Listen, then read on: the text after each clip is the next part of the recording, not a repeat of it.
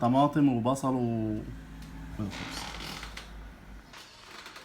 ورجعنا تاني بعد ما خلصنا علبة الفول، عمال علبة الفول والسلطة اللذيذة. بس انا بصراحة انا واخس يعني. عموما خلينا بقى في موضوعنا بتاع ارباح اليوتيوب. ناس كتير تسألني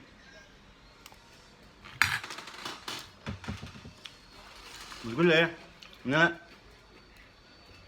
اخدت فلوس كتير من اليوتيوب وخلاص كده كفايه بقى ومش عارف ايه، ويعني ان انت يعني بتكسب كتير من اليوتيوب ومش عارف ايه وكلام من ده. اكسب كتير يعني انا عايز اعرف بس حاجه واحده بس، او عايز اعرفكم حاجه واحده بس.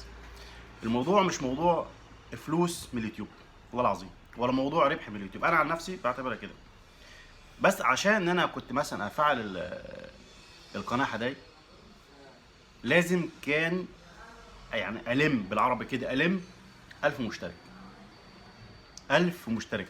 اليوتيوب بيفعل قناتك لازم يكون عندك 1000 مشترك. تمام. دي اول بند. تاني بند لازم يكون، قلنا اول بند لازم يكون عندك 1000 مشترك. 1000 مشترك لازم قناتك تكون عند، يعني انت وصلت لحد اقل من 1000 مشترك اليوتيوب مش هيوافق على القناه عندك.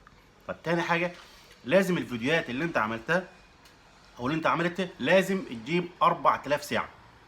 يعني اي فيديو انت عملته لازم يجيب 4000 ساعه. اي فيديوهات عموما عملت 10 فيديوهات 20 فيديو، فيديو واحد مش شرط، اهم حاجه تكون جبت 4000 ساعه. 4000 ساعه، 4000 ساعه، 1000 مشترك. ده اليوتيوب بيدخل بقى القناه بتاعتك، تدخل مراجعه ويحاول ان هو ينزل عليها اعلانات. طيب هل مثلا انت عامل فيديوهات وليكن فيديوهات مش زي اللي انا بعملها دلوقتي دي؟ مثلا انا عامل فيديو بالكاميرا بتاعتي مثلا، سواء مثلا موبايل او سواء مثلا كاميرا انا شاريها مثلا حاجه اي ماركه معينه، ده محتوى خاص بك انت. اليوتيوب اوريدي على طول او مباشره على طول بيوافق على القناه بتاعتك. طيب في حاجات لازم الكل ياخد باله منها، اللي هي مثلا حقوق طبع ونشر. مش ينفع ان انا مثلا اروح مثلا اروح اصور مثلا وليكن او اخد مثلا فيديو بتاع واحد تاني، مثلا وليكن واحد مثلا منزل ملخص ماتشات، واحد مثلا انا مثلا عامل فيديو واحد يروح ياخده. طبعا الحاجه دي كلها بتاخد حقوق طبع ونشر، وفي الحاله ديت اليوتيوب مش موافق لك على القناه، يعني في المراجعه اليوتيوب مش موافق لك على القناه وبتاخد رفض. طيب يستحسن، يعني يستحسن تبدا بالكاميرا بتاعتك، سواء مثلا موبايل او سواء مثلا كاميرا اي يكن، مثلا سوني، كانون، اي ماركه، نيكون، اي حاجه. طيب دي بالنسبه الحظر عندكم ايه؟ يعني الساعه 7 كده الدنيا كلها بتقفل، محلات ومشاغل حبيبي ولا يهمك، اتكلم براحتك يا صاحبي، اتكلم براحتك، عادي عيش حياتك. عموما يعني ايه، خلينا نكمل في موضوعنا. قلنا 4000 ساعه، 1000 مشترك. تمام. لازم يكون الفيديوهات بتاعت اللي انت بتعملها كلها اي فيديو انت بتعمله لازم يكون خاص بك انت، ما ينفعش تعدل فيه. ممكن احيانا تعدل، ممكن ياخد رفض. يعني مثلا انا الفيديو الاخير يعني كنت عامل تيك توك ومش عارف ايه وكلام من ده، في اغنيه خدت حق طبع ونشر، اضطريت ان انا احذف الفيديو او احذف مثلا حوالي 4 دقايق منه. كنت عامل فيديو 10 دقايق والاخر جمعت 3 دقايق، وطبعا كان فيها مخاطره. وعلى فكره ما كنتش هعمل حاجه زي كده تاني، انا اصلا مش حابب الموضوع ده. تمام. نرجع تاني نقول اخدت انا فلوس كام. يعني انا عامل القناه 28/10 اللي فات، القناه عندي اتفعلت بعد 100 يوم. تمام. اتفعلت بناء ان انا عملت حوالي يمكن 6 بثات مباشر. البث المباشر عندك يعني انت اسف لو كان عامل فيديو مثلا زي كده، مثلا فاتح الكاميرا بتاعت الموبايل مثلا بتاعته وبعمل بث مباشر. بث مباشر بيبقى مثلا مقترح في اليوتيوب. انت طبعا الناس تدخل بتشوف الفيديو، ممكن مثلا يشوف البث عندك مثلا ساعه ونص ساعه وربع ساعه. انت مثلا عامل بث وليكن ساعه ساعتين، انا كنت بعمل بث حوالي ساعتين بدردش ومش عارف وكلام من ده. جابت لي على فكره، جابت لي اشتراكات كتير، وجابت لي مثلا عدد ساعات كويسه. وفي البث المباشر بيحسب عدد الساعات فوري، يعني مش مثلا بيستنى بعد 3 ايام ان يحسب لك الساعات. انا بتكلم كلام عادي. طبعا مش هروح مثلا اصورك واعمل مش عارف ايه واقول لكم اهو عليه كذا لا، بس انا بتكلم كلام والله حصل لي بالظبط. يعني الكلام ده خده مني انا، دي بالظبط اللي حصل لي. لو انت مثلا عايز تعمل قناه او لو انت مثلا بتعمل فيديوهات فانا بقول لك على بصراحه النصائح دي كلها بالظبط. تمام. طبعا انت عملت دلوقتي فيديوهات وعملت بث مباشر وكسبت ال 4000 وساعه اوريدي، القناه بتاعتك تدخل بقى في التفعيل، تدخل بينزل على الاعلانات. الربح بتاعك بيجي منين؟ من الاعلانات. الاعلانات، طب الاعلانات نرجع تاني نقول بقى الاعلانات، نزل عندك اعلانات على القناه عندك خلاص تمام، والقناه بتاعتك اتفعلت، اي فيديو تنزله بتفعل الاعلانات او بتفعل الفيديو عشان ينزل لك عليه اعلان. تمام. طيب باخد كام؟ يعني مثلا انا باخد كام؟ مثلا باخد على المشاهده مثلا دولار، باخد نص دولار، باخد كام؟ هو حاليا في الوطن العربي كعرب يعني عموما، هو الربح بتاعهم اقل من الربح الاجنبي، الربح الاوروبي يعني. او يعني مثلا يقول لك انا بعمل فيديوهات مثلا في الامارات عندي المستوى بتاعي اعلى شويه من اللي بيعمل فيديو في مصر، واللي بيعمل في مصر اعلى مثلا من دوله ما، افريقيا مثلا، الدول الافريقيه مثلا تحت شويه. نرجع تاني مثلا اقول لك مثلا وليكن الكويت اعلى مثلا من، مش عايز اقول مدن معينه او قصدي دول معينه، مثلا امريكا، اوروبا اعلى مثلا من دوله عربيه. فهي بتحسب كده. بتحسب ازاي؟ لحد دلوقتي انا يعني انا عن تجربه واللي انا اخدته مثلا من ارباح من اليوتيوب، كل 1000 مشاهده، كل، اسمع كلامي خليك ده من الاخر خالص، دي الخلاصه، ده بص الزتونه، 1000 مشاهده، كل 1000 مشاهده ممكن تتراوح من دولار لدولار ونص او 2 دولار، يعني من دولار ل 2 دولار كل 1000 مشاهده. طيب برضه بتحاسب ازاي؟ شو ارجع تاني تحاسب ازاي؟ شو ليه حسابات كتير. اصل بص، اليوتيوب مش اهبل او اليوتيوب مش عبيط عشان يديكي فلوس كده اي حد يشوف الفيديو عندك اوب مش عارف ايه. برضه بتعتمد برضه على اللي يشوف مثلا الاعلانات. يعني مثلا الفيديو عندك مثلا وليكن عليه مثلا اعلانين او عليه 3 او عليه 4، فرضا ممكن انا بتفرج على الفيديو بتاعك مثلا، مثلا حد بيتفرج على الفيديو بتاعي ومثلا شاف ال4 اعلانات اللي عندي، ده بيبقى ربح اعلى. طيب وليكن مثلا واحد بيتفرج وما كملش الفيديو، شوف بقى الفكره، مثلا واحد شاهد الفيديو وشاف منه دقيقه مثلا، في واحد شاف مثلا الفيديو كان 10 دقائق، واحد شاف مثلا دقيقه، واحد شاف مثلا دقيقتين، واحد شاف 10 دقائق، واحد كمل الفيديو للاخر، مش لاقي حسابات، مش ليها حسابات.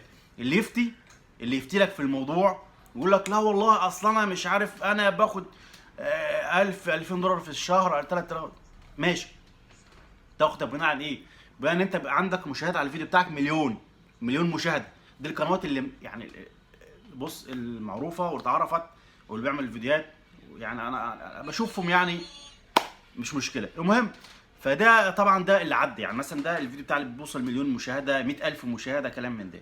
انا ممكن اقول لك مثلا 1000 مشاهده عندي مثلا، انا في عندي فيديوهات مثلا، يعني مثلا عندي فيديو جاب 20000 مشاهده، ال 20000 مشاهده لما انا شفت الربح بتاعهم بعد 3 ايام لقيتهم 20 دولار. بصراحه يعني كلام انا بقول لكم من الاخر، مش اي حد يقول لك ده كل مشاهده بدولار، المشاهده بدولار، لا مفيش حاجه اسمها مشاهده بدولار.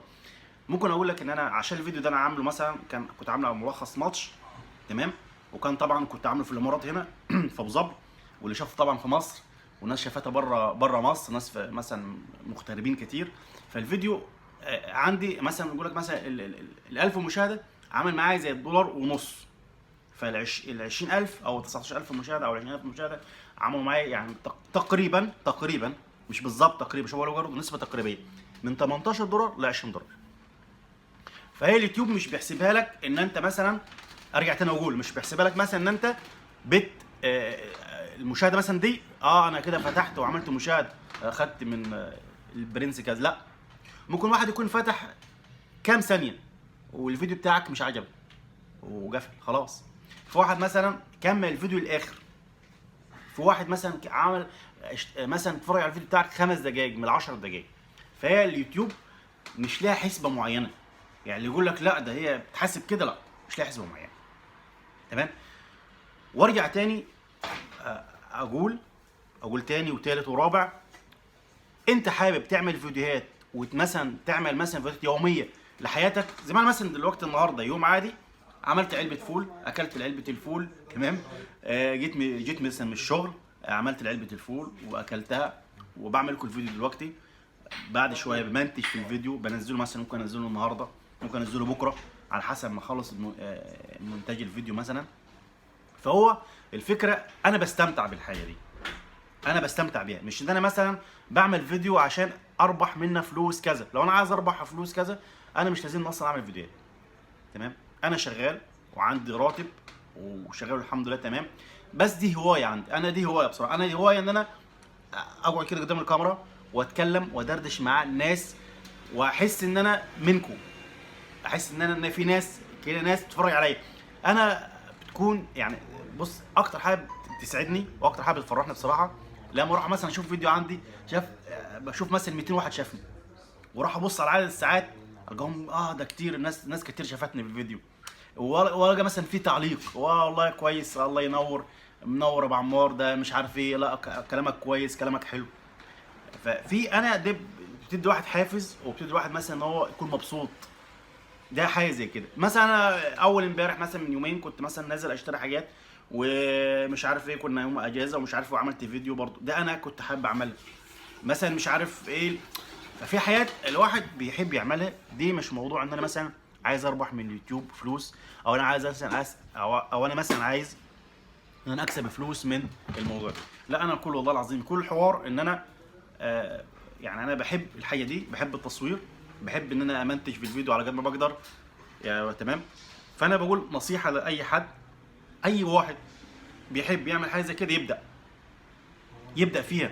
مش شرط ان هو مثلا يقول لك ده انا ما اشتري كاميرا، لا ده اصلا واحد صاحبي هيجي مش عارف منين، وهنعمل هو جروب مع بعض وهنعمل فيديوهات اصلا، ولا مش ابدا حط الكاميرا بتاعتك تليفون، حط الكاميرا التليفون كده قدامك ابدا ودردش. السلام عليكم وعليكم السلام، اتكلم في اي حاجه انت بتحب تتكلم فيها، بتحب الكوره اتكلم في الكوره، بتحب مش عارف ايه اتكلم فيه، اهم شيء اتكلم في الصح واتكلم في حاجه تفيد الناس، بس مش اكتر.